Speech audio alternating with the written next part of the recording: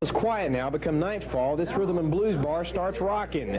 Much of the energy comes from Elvis. He's not only good, he's bad. I asked this class of 8- and 9-year-olds to write on a piece of paper what they thought about the war. Martha responds, hoping that this doesn't turn out to be World War III. Luke says he feels like Saddam Hussein is doing something bad and that he should leave Kuwait. But perhaps Ruth said it best. I think it's sad that sometimes you've got to fight for freedom. This is where it all happens, the stage at Froggy Bottoms.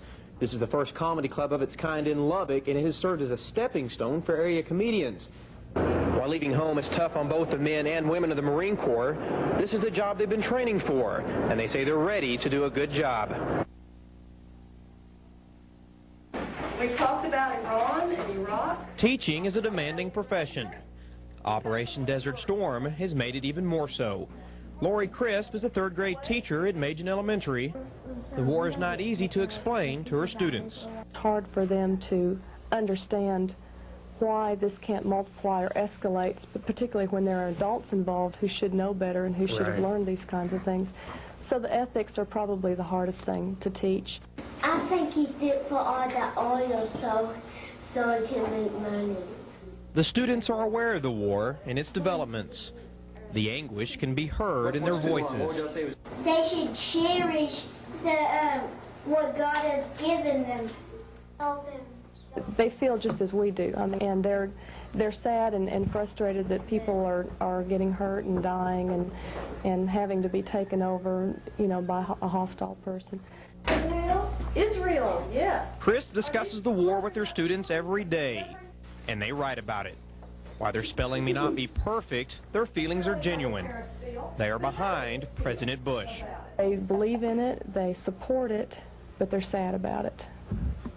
As children, they want it to go away. They want there to be a cure-all and for it to happen fast and happen quick. And with the war comes questions. It is important that they are answered. Children are naturally curious. You can see it in their eyes. Brian Mays, News Center 13. News Center 13 sent Brian Mays to cover the latest deployment. He says the reservists are determined, but they're also a little scared.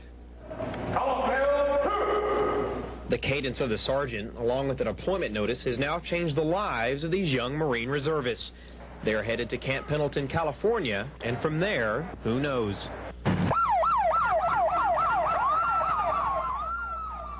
Today, around 50 Marines left their headquarters and headed to Lubbock International Airport.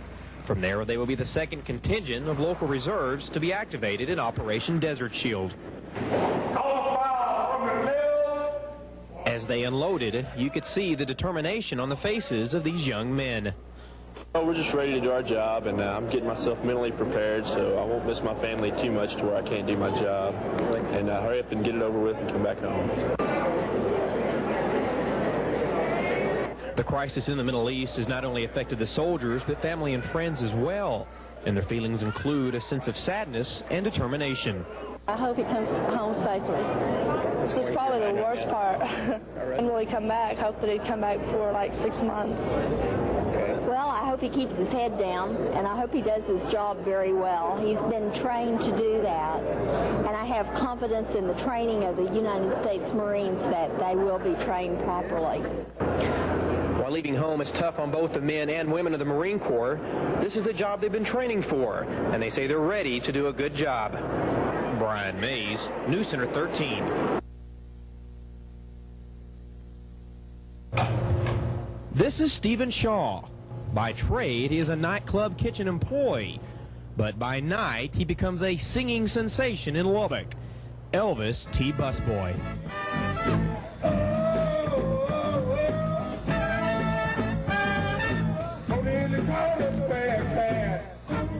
The crowded dance floor is a credit to his raw, husky voice, along with the playing style of P.J. Belly and the Lone Star Blues Band. The 21-year-old Elvis is taken back by his sudden stardom. He has only been singing since last spring. It's gone beyond anything I ever could have imagined. It's real neat because it's all, it's also new to me.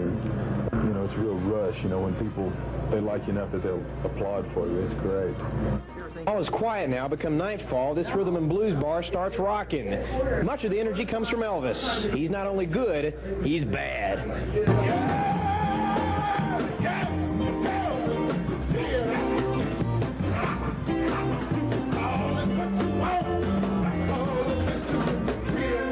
in this dark, smoke-filled room, it is the perfect atmosphere for this music. Music that Elvis says is the hard-earned style of the band. I couldn't have done any of this without them. You know, I personally think I've got the best band in town myself. Stephen Shaw, perhaps the youngest singer in Lubbock to have the blues. Brian Mays, News Center 13. Thank you very much. We're going to take a little break. We'll be right back.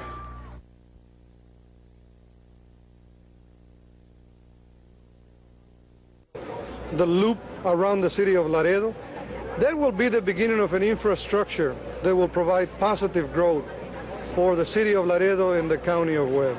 It has long been referred to as the bridge to nowhere, but today the Laredo Solidarity Bridge is being heralded as the path to growth and new opportunity for both the United States and Mexico. Caroline Boyd, Newswatch 10.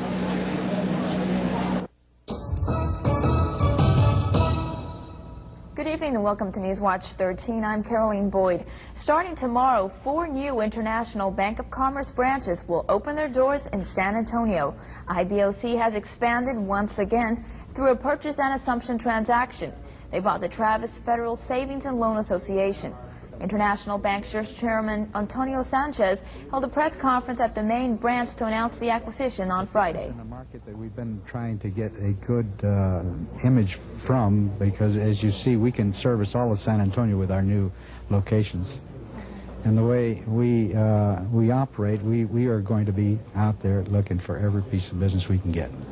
IBOC is a $1.8 billion multi-bank holding company based in Laredo. They have branches throughout the entire Rio Grande Valley and now 5 in the San Antonio area. Police must first wait for an autopsy report to determine what caused the death of one man pulled out of the Rio Grande today. Police at the scene told Newswatch 13 it's believed that the body was a drowning victim, more than likely from Mexico. There are no clues into the victim's identity except that he's a dark-complected male, about 25 years old, and weighs about 165 pounds. Justice of the Peace Jesus Garza pronounced the body dead at the scene. An autopsy was ordered on the body.